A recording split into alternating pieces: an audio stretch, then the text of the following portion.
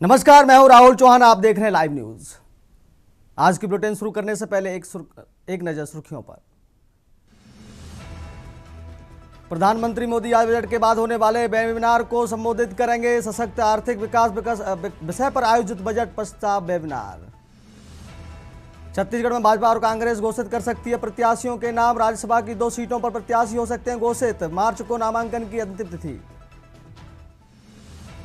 रायबरेली में Israel Iran युद्ध की खबरों से परिजनों की बड़ी चिंता। सभापुर नेवादा ग्राम सभा के 27 लोग सऊदी दुबई में फंसे। सरकार से अपनों की सुरक्षा की गुहार।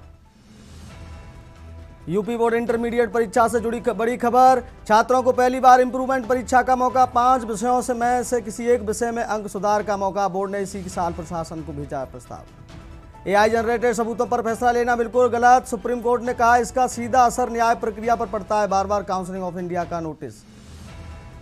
उत्तराखंड में होली के बाद बारिश और बर्फबारी की संभावना। एमपी ग्वालियर खंडवा समेत 11 जिलों में पारा 33% से के पार। राजस्थान में न्यूनतम तापमान 33 सेल्सियस। की न्यूज़, खबरों का सारथी। अब खबरों में बढ़ते हैं आगे। खबर रायपुर से। भाजपा कांग्रेस घोषित कर सकती है प्रत्याशियों के नाम। राज्यसभा की 2 सीटों पर प्रत्याशी घोषित करेगी भाजपा कांग्रेस। अब तक किसी पार्टी ने नहीं खरीदा नामांकन फॉर्म। 5 मार्च को है नामांकन की अंतिम तिथि। बड़ी खबर आपको बता रहे हैं, अब तक किसी पार्टी ने नहीं खरीदा नामांकन फॉर्म। 5 मार्च को है नामांकन की अंतिम तिथि। भाजपा कांग्रेस घोषित कर सकती है प्रत्याशियों के नाम। राज्यसभा की 2 सीटों पर प्रत्याशी घोषित करेगी भाजपा कांग्रेस। अब तक किसी पार्टी ने नहीं खरीदा नामांकन फॉर्म। सबसे बड़ी खबर, 5 मार्च को है नामांकन की अंतिम तिथि। भाजपा कांग्रेस घोषित कर सकती है प्रत्याशियों के नाम। राज्यसभा की 2 सीटों पर प्रत्याशी घोषित करेगी भाजपा कांग्रेस।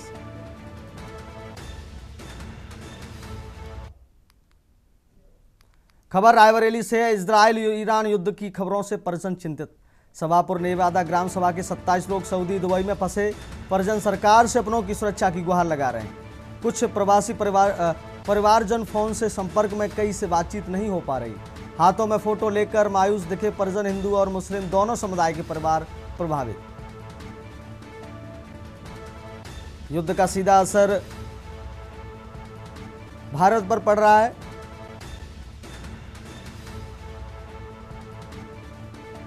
परिजनों की चिंताएं बढ़ी हुई हैं। कई लोगों से फोन पर बातचीत हो रही है, कई से संपर्क नहीं हो पा रहा, जिससे परिवारजनों में चिंता। हिंदू और मुस्लिम दोनों समुदाय परिवार प्रभावित हो रहे हैं इससे। इजरायल ईरान युद्ध की खबरों से परिजन चिंतित दिखाई दे रहे हैं। सभापुर नेवादा ग्राम सभा के 27 लोग सऊदी और अन्य देशों में फंसे हैं। परिजन, कुछ प्रवासी परिवारजन फोन से संपर्क में हैं, कुछ से संपर्क नहीं हो पा रहा।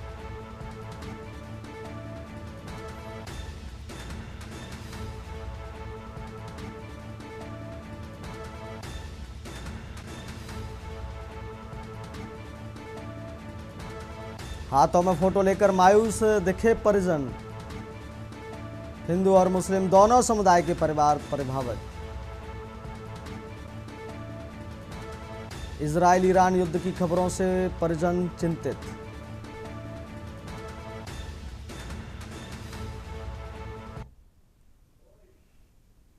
बेटा हमका नहीं पता। आपका कौन है?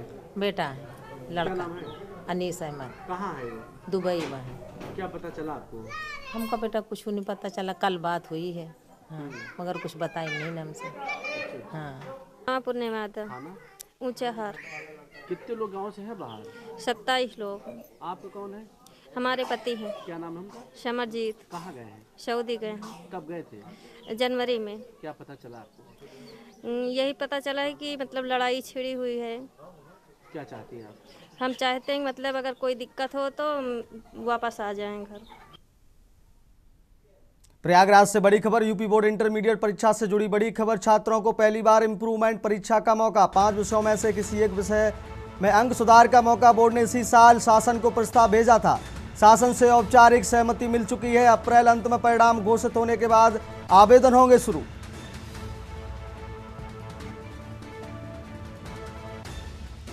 बोर्ड ने इसी साल शासन को प्रस्ताव भेजा था।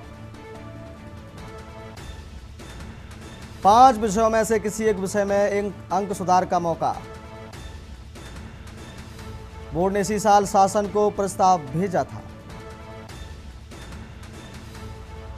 शासन से औपचारिक सहमति मिल चुकी है। अप्रैल अंत में परिणाम घोषित होने के बाद आवेदन होंगे शुरू। प्रयागराज यूपी बोर्ड इंटरमीडिएट परीक्षा से जुड़ी बड़ी खबर।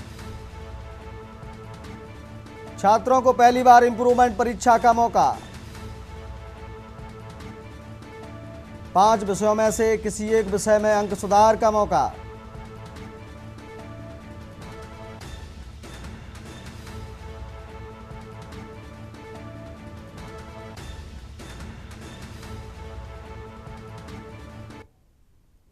खबर गाजियाबाद से है। विकास कुंज कॉलोनी में सुबह सनसनीखेज वारदात। जीजा ने साले की कैंची मारकर की हत्या। सूचना मिलते ही पुलिस मौके पर पहुंची। सबको कब्जे में लेकर पोस्टमार्टम के लिए भेजा गया। मामले की जांच पड़ताल जारी। लौनी बॉर्डर थाना क्षेत्र की पूरी घटना बताई जा रही है।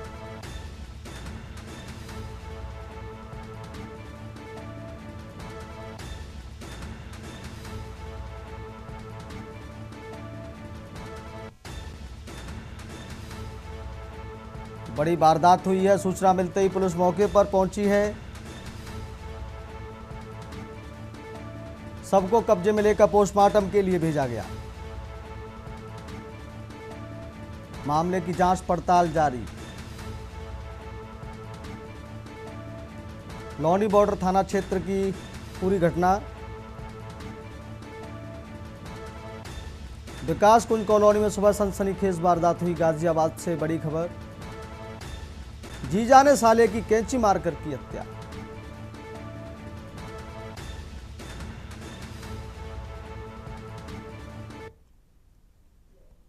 फिल्म पुष्पा की तरह कार को मॉडिफाई कर दरवाजे और बैंक लाइट में छुपाकर लाया जा रहा था गांजा। होली की चौक चौबंद व्यवस्था में पुलिस की सतर्कता से आरोपी लेलूलंगा बॉर्डर के पाहर गांव में धराए। थाना साइबर और लेलूंगा पुलिस की संयुक्त कार्रवाई में मिली बड़ी सफलता। सप्लायर समेत तस्करी नेटवर्क के सरगना पर भी नामजद एफआईआर दर्ज। एसएसपी शशि मोहन सिंह का सख्त संदेश।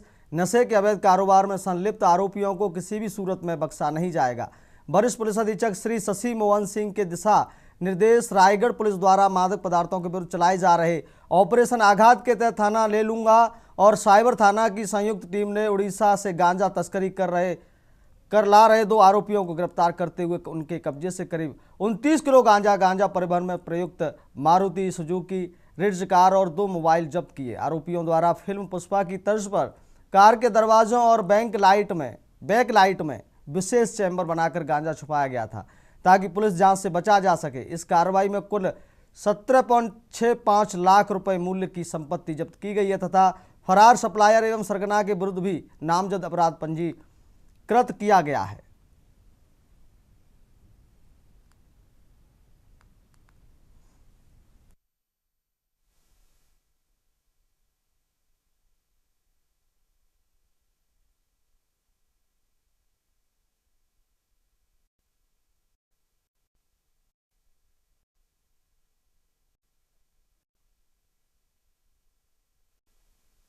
आघात के तहत लगातार नशे के अवैध कारोबार करने वालों के विरुद्ध कार्रवाई की जा रही है। इसी क्रम पुलिस को सूचना प्राप्त हुई थी कि कुछ लोग लेगा थाना के पाकर गांव की ओर अपने कार अवैध रूप से मादक पदार्थ गांजा का परिवहन कर रहे हैं। से तत्काल एसएसपी सर के निर्देशन पर साइबर टीम और थाना लेलूंगा से पुलिस टीम गठित कर मौके की ओर रवाना किया गया। मौके पर की तलाशी ले रहे थे। उसी समय शाम को करीबन 6 बजे मुखबिर के रिड्ज कार आती हुई दिखाई दी, जिसको पकड़ने की कोशिश की है तो वो कच्ची रास्ता से भागने लगा, लेकिन पुलिस की सतर्कता से उसको घेराबंदी कर कार को रुकवाया गया। रायगढ़ चोरी गए सोने चांदी के जेवरात और नकदी बरामद। कुल 3.8 लाख रुपए की संपत्ति ऑनलाइन गेम में पैसे हारने के बाद दिया वारदात को अंजाम। पुलिस से पकड़ाया आरोपी। एसएसपी शशि मोहन सिंह का संदेश। संबंधी अपराधों पर पुलिस की कड़ी पर होगी त्वरित कार्रवाई की गई। वरिष्ठ शशि मोहन सिंह में जिले में संपत्ति अपराधों पर त्वरित कार्रवाई की जा रही है। इसी भूदेपुर ग्राम जबलपुर में मकान में हुई चोरी की घटना 24 घंटे भीतर खुलासा करते हुए आरोपी को गिरफ्तार कर चोरी गए सोने चांदी के जेब और नकदी रकम कर लिया।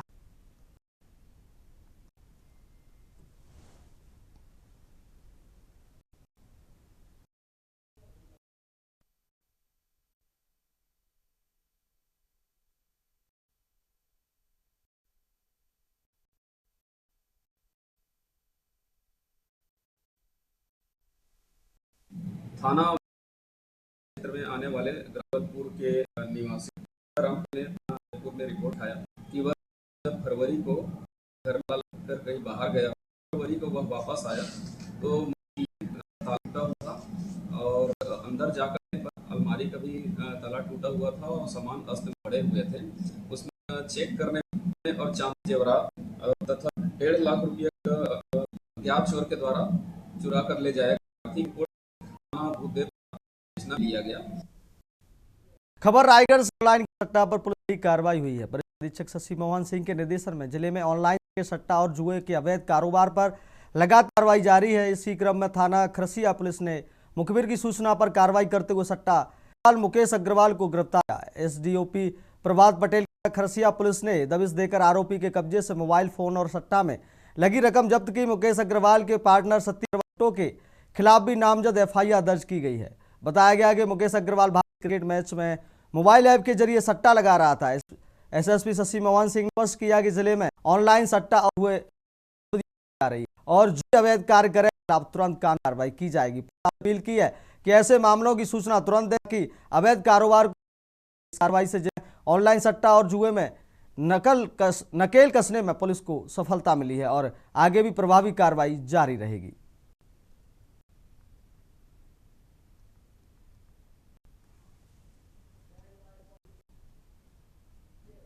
मंडल के कोतवाली थाना क्षेत्र में रविवार रात 1-2 के बीच दो पक्षों के बीच विवाद इतना बढ़ गया कि मामला चाकूबाजी तक पहुंचा। इस मामले में तरुण गोटिया गंभीर रूप से हो गए, जिन्हें बेहोशी की हालत में जिला अस्पताल में भर्ती कराया गया है।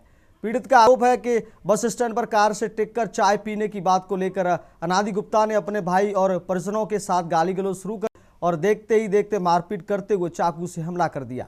उसके हाथ और पैर में चोटें आई हैं। फिलहाल पुलिस मामले की जांच कर रही है और आरोपियों की जांच जारी है। बस स्टैंड जैसे सार्वजनिक स्थान पर हुई इस घटना ने सुरक्षा व्यवस्था पर सवाल खड़े कर दिए हैं। ये दिनांक 1 से 2 मार्च दरमियानी रात को मंडला बस स्टैंड में एक घटना हुई है।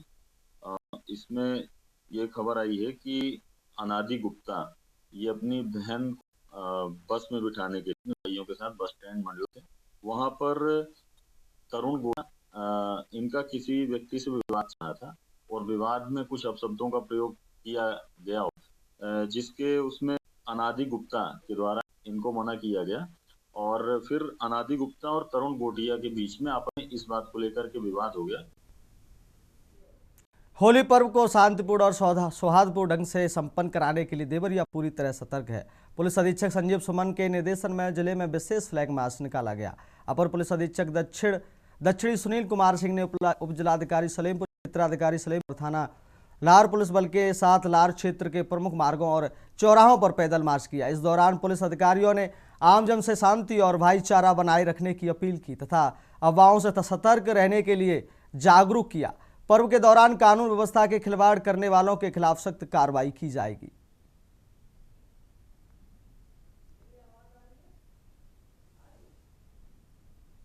आ रही है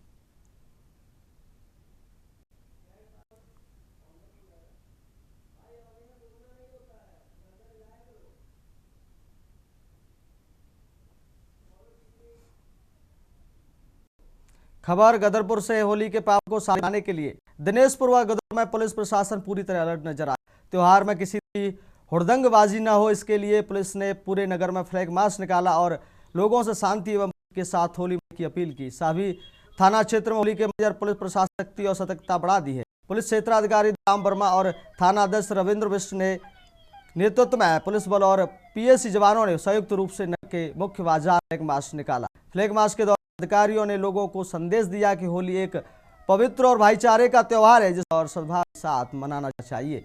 पुलिस ने स्पष्ट चेतावनी दी कि सवारी या 4 सवारी बैठाकर बाइक चलाने, रंगबाजी करने या कानून व्यवस्था बिगाड़ने की कोशिश करने के खिलाफ सख्त कार्रवाई की जाएगी। भी जरूरी है। पुलिस प्रशासन की अपील है कि त्योहार खुशियों को कायम रखते हुए शांति और सौहार्द बनाए रखें।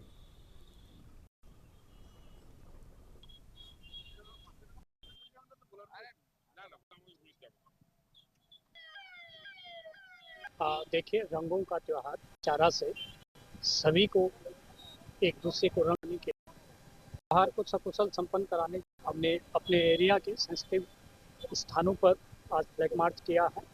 सभी को ये संदेश है, मिलजुल के होली खेलें और ज़बरदस्ती दूसरे के कंसेंट के बिना जो है रंग ना लगाएं और इस त्योहार को जो है परंपरागत ढंग से मनाएं। सर बहुत इसको रोकथाम के लिए हमारी क्यूआरटी की टीमें बनी हैं और जो उल्लंघन करेंगे उसके खिलाफ कानूनी कार्रवाई। उत्तराखंड में अभी प्रारंभिक शिक्षा निदेशालय में निदेशक अजय कुमार नोटेलिया पर जानलेवा हमला का मामला हुआ था कि इसी तरह का एक और विवाद सामने आया है। देहरादून जिले के विकासनगर थाना क्षेत्र में वहां के अधिकारी और कर्मचारियों के साथ मारपीट हुई है। इस घटना का भी वीडियो सामने आया है। इस मामले में भी दोनों पक्षों की तरफ से पुलिस की को तहरीर दी गई है। तहरीर के आधार पर पुलिस ने मुकदमा दर्ज कर मामले की जांच शुरू कर दी है। इस मामले में कालसी चक्राता वन विभाग के उप वनाधिकारी राजीव नयन नोटियाल ने पुलिस को तहरीर दी है। उप प्रभागीय वनाधिकारी राजीव नयन नोटियाल की तरफ से कोतवाली के अनुसार 27 फरवरी को करीब 5:30 बजे अपने कार्यालय काल वापस जा रहे थे, तभी उन्होंने वाड़वाला क्षेत्र में हरिपुर से यमुना नदी की ओर एक डर जाता हुआ दिखाई दिया। उन्हें कुछ आशंका हुई, इसलिए ये वीडियो भी बनाने लगे। उप प्रभागीय वनाधिकारी राजीव नयन नोटियाल का आरोप है कि उनके वीडियो बनाने का कुछ लोगों ने विरोध किया। इसके साथ ही कुछ लोगों ने उनके साथ मारपीट करते हुए सरकारी कार में बांधा डाली। सवाल यही है, अपराधियों के हौसले प्रदेश में इतने बुलंद हो चुके हैं कि उन्हें कानून व्यवस्था का कोई डर तक नहीं। ऐसे में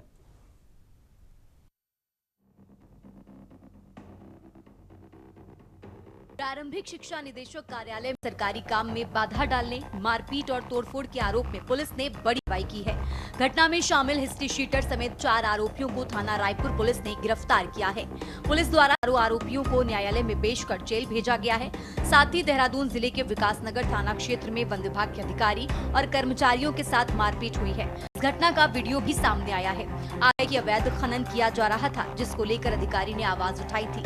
इस मामले में भी दोनों पक्षों की पुलिस को तीर दी गई है। उत्तराखंड की राजनीति पर फिर उबाल आ गया है। प्रारंभिक शिक्षा निदेशक पर एक कथित हमले का मामला अब देहरादून जिले के विकासनगर थाना क्षेत्र में वन विभाग के अधिकारी और कर्मचारियों के साथ हुई मारपीट केवल विपक्षियों के आरोप प्रत्यारोप तक सीमित नहीं रह गया। सत्तारूढ़ भाजपा के भीतर से भी कार्रवाई की मांग उठने लगी है। वायरल तस्वीरों और वीडियो ने इस पूरे पड़ को और भी गंभीर बना दिया है, जिससे सरकार, संगठन और प्रशासन तीनों पर दबाव बढ़ गया है। सभी अपनी अपनी सफाई देते नजर रहे हैं।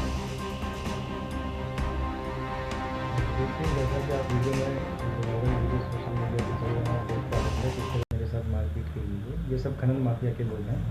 इस क्षेत्र में बहुत टाइम से जो है अवैध खनन की शिकायतें आती रही हैं और मैं आपको बताना चाहता हूँ कि ये जो यमुना नदी है और टॉन्स नदी है, ये आरक्षित वन क्षेत्र में आता है।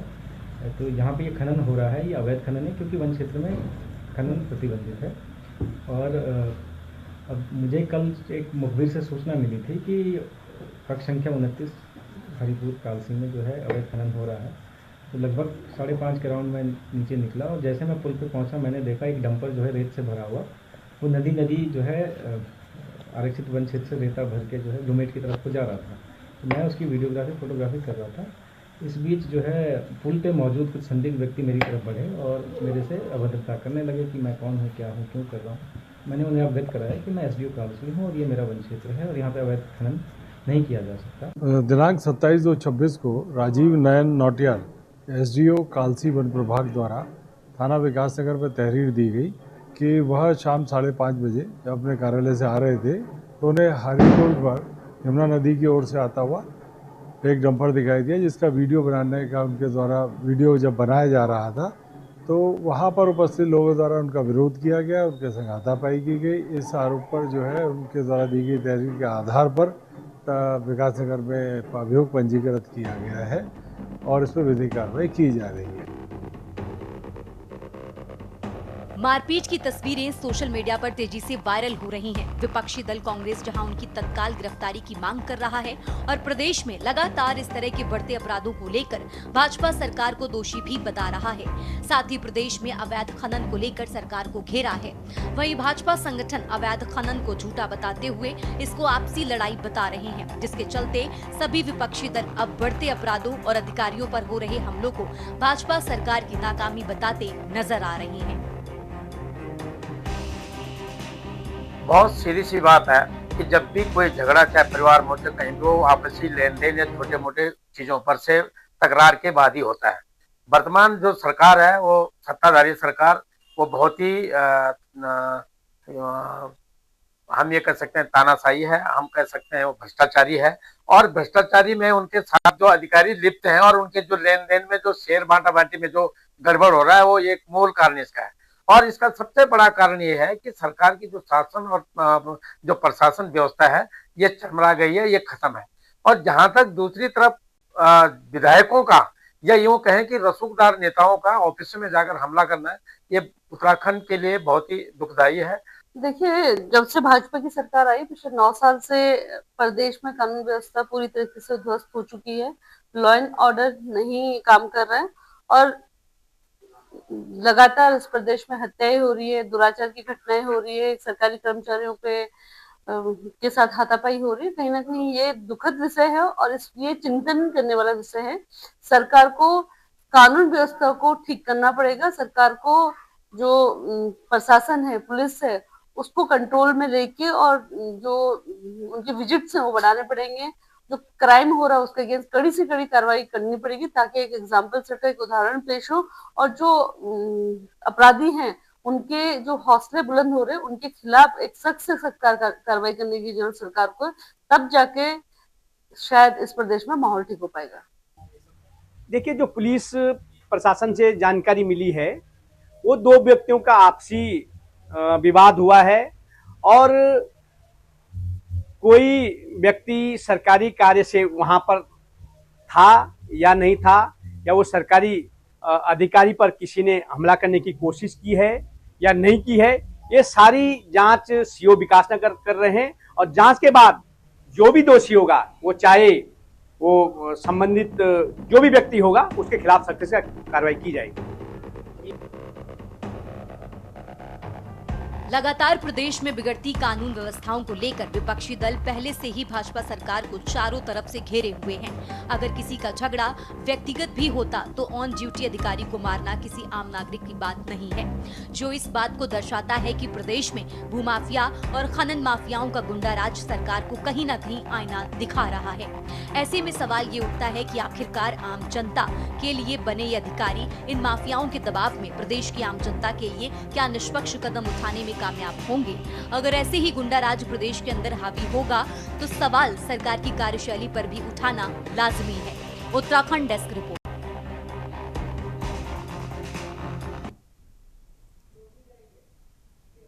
लाइव न्यूज में फिलहाल के लिए इतना ही। दीजिए इजाजत, नमस्कार।